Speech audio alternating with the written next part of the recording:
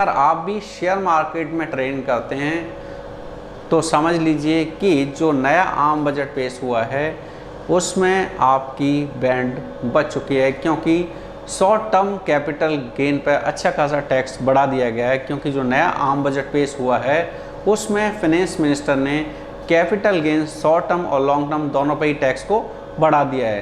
तो आइए समझेंगे सबसे पहले कि क्या होता है कैपिटल गेन।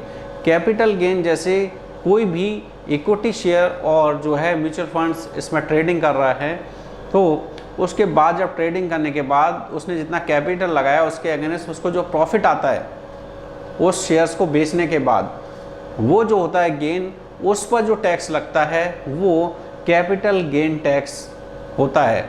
और इसी तरह से प्रॉपर्टी के टर्म्स में अगर देखा जाए रियल एस्टेट में, तो उसमें भी जो है कैपिटल गेन टैक्स होता है। जैसे आपने कोई प्रॉपर्टी खरीदी और आपने उसको जो है 2-3 साल बाद प्रॉपर्टी सेल की, तो उस पर जो प्रॉफिट आया मार्केट रेट के हिसाब से, वो जो होता है वो गेन जो आया, आपको फ़ायदा हुआ, उस पर आपको कैपिटल गेन टैक्स देना पड़ता है। उसे ही कैपिटल गेन टैक्स कहते हैं। तो जो है सबसे पहले समझते हैं कि शॉर्ट टर्म कैपिटल गेन क्या होता है और लॉन्ग टर्म कैपिटल गेन क्या होता है, क्योंकि दोनों पर जो है टैक्स अलग अलग तरह से बढ़ाया गया है।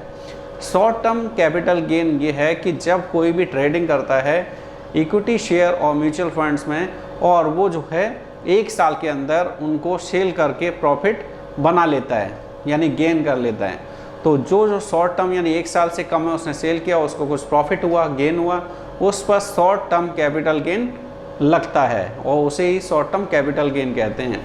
पहले ये जो होता था वो 15% होता था short term capital gain tax, लेकिन अब इसे बढ़ा करके इस आम बजट में कर दिया गया है 15% से 20%, यानी सीधा सीधा 5% जो है बढ़ा दिया गया है short term capital gain tax. अब समझते हैं कि लॉन्ग टर्म कैपिटल गेन क्या होता है। जैसे कोई भी ट्रेडिंग कर रहा है शेयर मार्केट में इक्विटी शेयर और म्यूचुअल फंड्स को लेकर के, और वो जो है लॉन्ग टर्म तक उनको अपने फंड्स को इन्वेस्ट करके रखता है, लॉन्ग टर्म में 4-5 साल में उसको बेचता है। उसके बाद जो उसको गेन हुआ, यानी जो प्रॉफिट हुआ, जितना उसने कैपिटल लगाया था, इन्वेस्ट किया था, उसके अगेंस्ट जो गेन हुआ, उस पर गेन पर यानी प्रॉफिट पर जो टैक्स लगता है वो जो है long term capital gain tax होता है।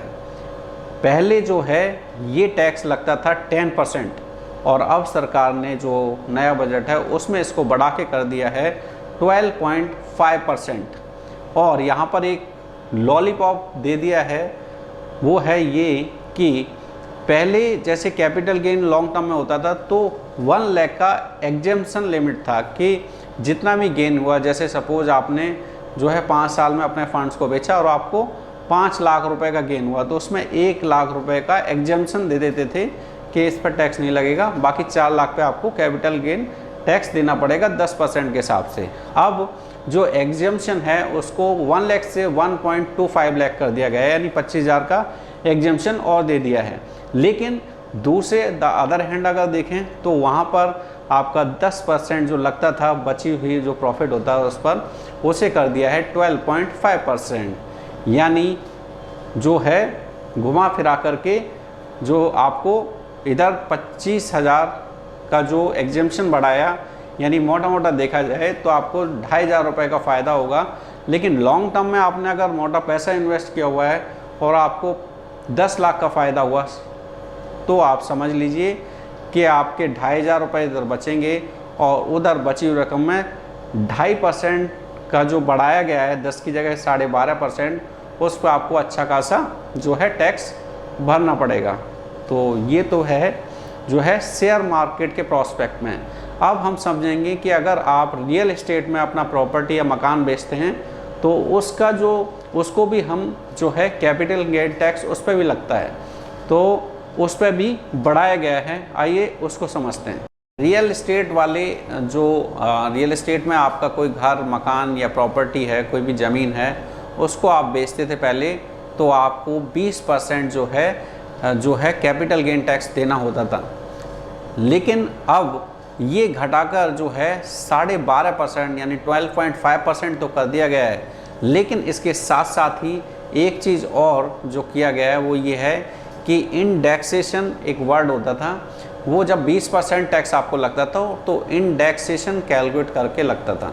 यानी इंडेक्सेशन को समझ लेते हैं पहले, तब ज़्यादा आपको समझ में आएगा। इंडेक्सेशन ये है कि आपने कोई प्रॉपर्टी खरीदी और उसको 5 साल तक होल्ड किया, 5 साल बाद आपने उस प्रॉपर्टी को सेल किया, तो 5 साल में जो हर साल इन्फ्लेशन बढ़ता है उस हिसाब से इंडेक्सेशन जो है कैलकुलेट किया जाता था।